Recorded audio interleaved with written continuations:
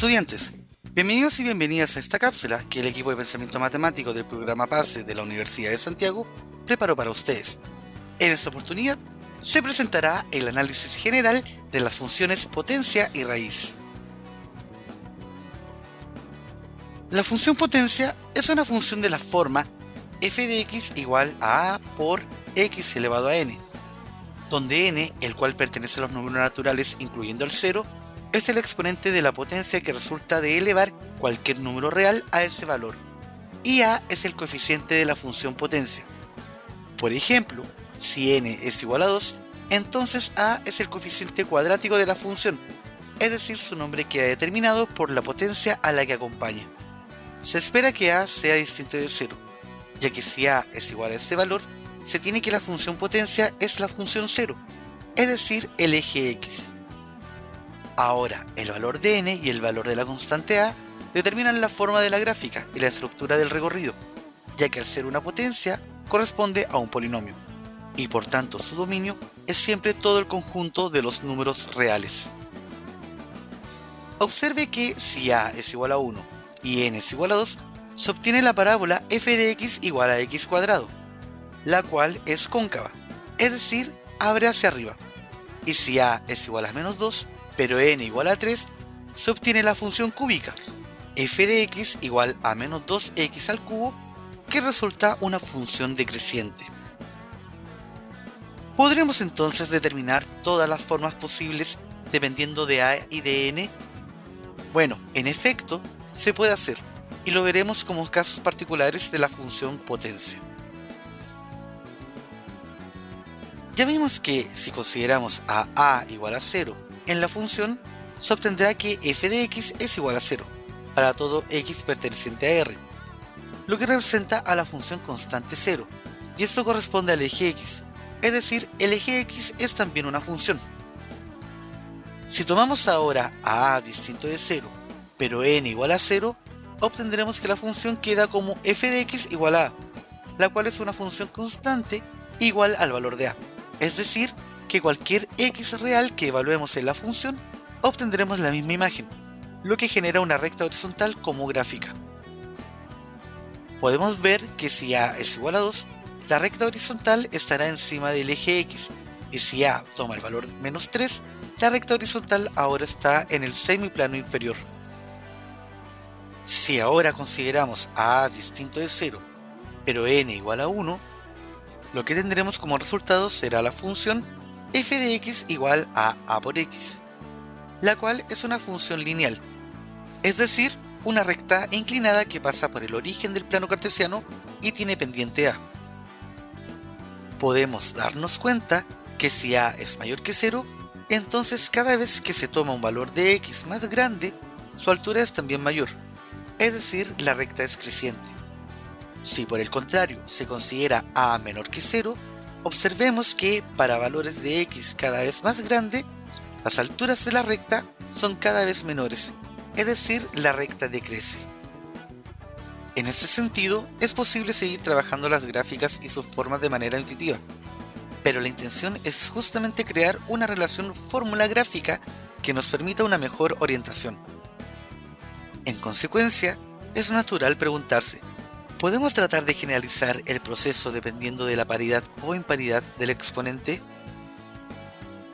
Observe que si n es un número impar, entonces independientemente del valor de a, puede ser positivo o negativo, se tiene que el recorrido es el conjunto de los números reales.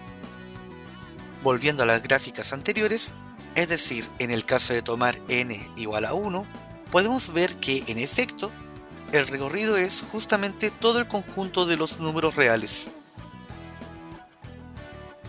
Ahora, nos interesa conocer qué forma tiene una función potencia con exponente impar, ya que si necesitamos graficarla, podremos establecer la conexión entre la fórmula de la función y una forma específica de su gráfica.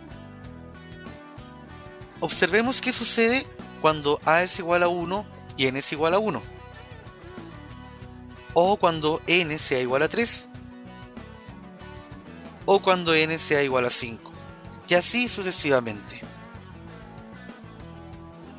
Notemos que todas estas curvas pasan por el origen del plano cartesiano, y que del lado derecho del plano todas tienen un punto en común, y este valor se obtiene cuando x es igual a 1. Si realizamos un estudio más riguroso, podemos observar que si x es un número mayor que 0, pero menor que 1, cada vez que tomamos una potencia impar mayor a 1, este resultado es cada vez más pequeño. Si por el contrario, consideramos un número x mayor que 1, notamos que al elevarlo a exponentes mayores a 1, su resultado es cada vez más grande. ¿Qué sucederá si hacemos un análisis similar, pero esta vez para el caso negativo? ¿Tiene un comportamiento similar o algo cambia? Bueno, en este caso, recordemos que n es impar, y él representa el número de veces que multiplicaremos un número por sí mismo.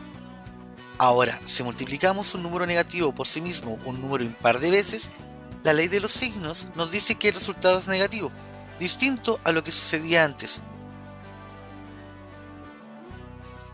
Si tomamos la gráfica de f de x igual a x cubo como referencia, podremos observar que lo que sucede al lado derecho del plano es similar a lo que sucede al lado izquierdo, pero con un cambio de signo.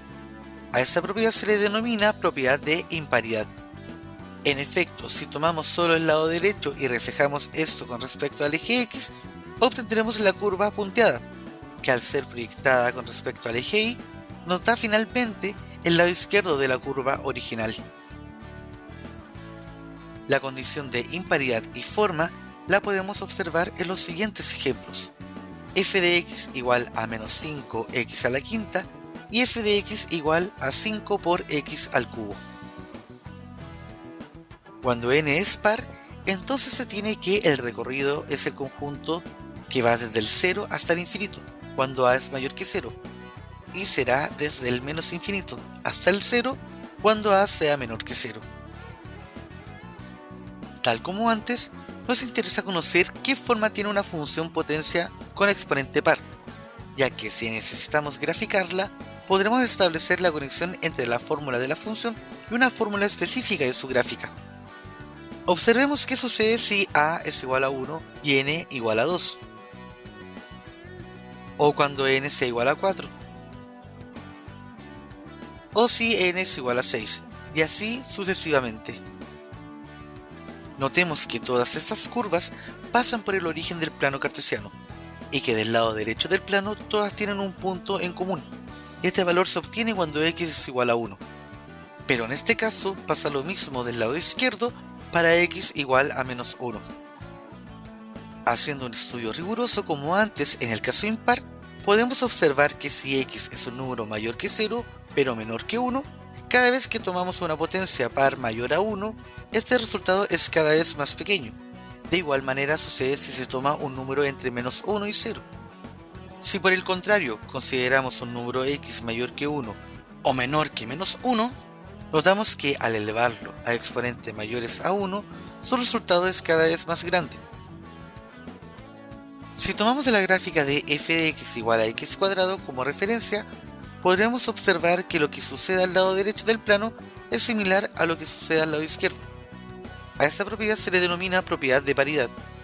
En efecto, si tomamos solo el lado derecho y lo reflejamos con respecto al eje y, obtendremos el lado izquierdo de la curva original. La condición de paridad la podemos observar claramente en los siguientes ejemplos: f de x igual a menos 2x cuadrado, que corresponde a una función cuadrática, y f de x igual a un medio de x a la cuarta, que corresponde a una función potencia cuarta. La función raíz enésima es una función de la forma f de x igual a por raíz enésima de x, donde n es el índice de la raíz.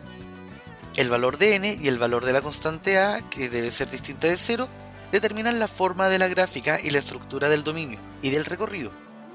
A x se le denomina cantidad subradical. Observe que si n es un número impar, entonces independientemente del valor de a, puede ser positivo o negativo, se tiene que el dominio es el conjunto de los números reales, al igual que el recorrido, es decir, el dominio de la función es igual al recorrido de la función, o sea, los números reales. Note que si n es un número par, entonces independientemente del valor de a, puede ser positivo o negativo, se tiene que el dominio es el conjunto de los números reales positivos, incluyendo el 0. Es decir, el dominio de f es igual al intervalo que va desde el 0 hasta el infinito, al igual que el recorrido si a es mayor que 0. Por otra parte, si a es menor que 0, entonces la única variación es que el recorrido será desde el menos infinito hasta el 0. Finalmente, notemos dos ejemplos representativos de lo que estamos estableciendo. Consideremos f de x igual a la raíz cuadrada de x, la cual podemos verificar que su dominio va desde el 0 hasta el infinito, y su recorrido también es el mismo conjunto. Además, podemos destacar, entre otras cosas, que es una función creciente.